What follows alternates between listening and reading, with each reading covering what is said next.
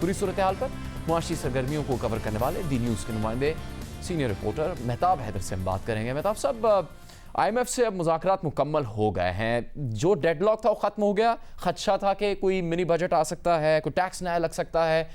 किस तरह से इत्तेफाक हुआ इन सब चीज़ों पे IMF से मुज़ाकरात में? देखें, जो IMF के साथ जो टॉक्स हैं वो जो जब तक MEFP एक memorandum of economic and financial policies एक डॉक्यूमेंट होता है जिस पे दोनों साइड्स जब एग्री करती हैं तो उसके बाद एक ऑफिशियल स्टेटमेंट जो है वो जारी होती है। तो बाय एंड लार्ज तो चीज़ें तय हो गई हैं, लेकिन जो फॉर्मल इसकी अनाउंसमेंट है वो एक्सपेक्टेड है कि कल जो है वो की जाएगी। तो उसके बाद जो है वो आप कह सकते हैं कि पाकिस्तान और IMF के दरमियान जो स्टाफ लेवल एग्रीमेंट है वो हो चुका है। लेकिन उसकी जो मेन चीज़ें जो अभी तक सामने आई हैं वो ये है कि अगर आप FBR का टारगेट जो है वो कम नहीं करेंगे, जो रिवाइज टारगेट है 5.238 ट्रिलियन, तो ये इम्पॉसिबल है, FBR ये टारगेट अचीव नहीं कर सकेगा। तो उसके लिए जो अभी तक स्ट्रैटेजी सामने आई है वो ये है कि नॉन टैक्स रेवेन्यू में जो है वो इजाफा किया जाए, और उसका जो आसान तरीन तरीका है वो ये है कि आपको पता है कि इंटरनेशनल मार्केट में जो POL की प्राइसेस हैं वो थोड़ी सी नीचे आ गई हैं, ये खासकर कोरोना वायरस और ईरान और अमेरिका की टेंशन के खात्मे के बाद। तो वहाँ पे जो है वो पेट्रोलियम लेवी को जो है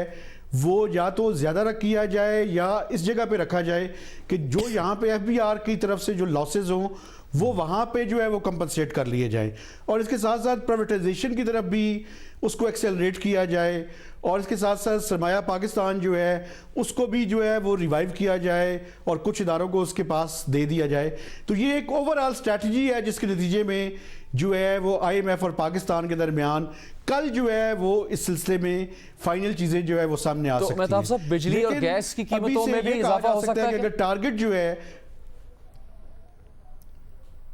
बिजली और गैस की कीमतें भी बढ़ सकती हैं। देखिए, पाकिस्तान ने तो ये ख्वाहिश की थी कि बिजली और गैस की कीमतें, चूँकि पोलिटिकली आपको पता है इमरान खान साहब ने भी कहा है कि बड़ा मुश्किल है कि हम बिजली और गैस की कीमतों को जो है उसके अंदर जो है वो इजाफा करें, और पोलिटिकली बड़ा मुश्किल इस टाइम सूरत हाल है। तो मेरे ख्याल में IMF की तरफ से भी कुछ लीनियट व्यू जो है वो सामने आ सकता है, लेकिन उसके साथ साथ गवर्नमेंट को एक स्ट्रैटेजी बना के देनी होगी कि वो किस तरह से अपने टेक्निकल और लाइन लॉसेज जो हैं उनके अंदर कमी करे। चूँकि आपको पता है कि अगर आप सिर्फ बिजली की प्राइसेस बढ़ाते रहें और या गैस की प्राइसेस बढ़ाते रहें लेकिन उसकी चोरी को रोकने की कोशिश ना करें तो अल्टीमेटली जो है वो नुकसानात वहीं पे आके खड़े होंगे।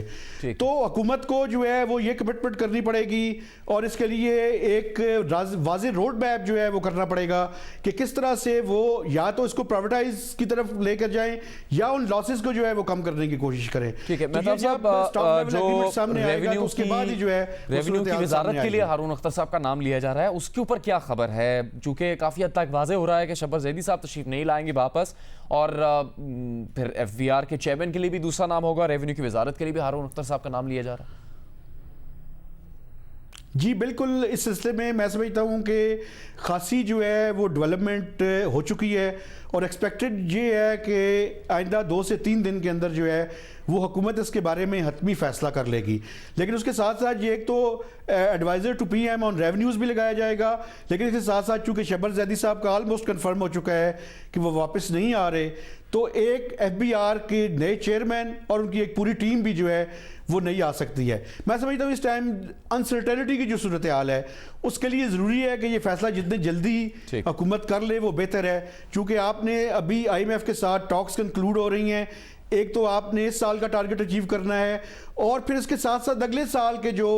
माली साल है उसकी चीज़ें भी इन टॉक्स के दौरान जो है फाइनल करनी है। तो जितनी जल्दी अनसर्टेनिटी बिल्कुल रेवेन्यू की वजारत के लिए हारून अख्तर साहब का नाम लिया जा रहा है, उन्हें मुशीर लगाया जा सकता है, और चेयरमैन FBR की तैनाती भी होनी है। इसलिए भी ज़रूरी है कि हुकूमत को अपने टैक्स हदफ की वसूली के लिए मुतहर्रिक और फाल टीम की ज़रूरत है।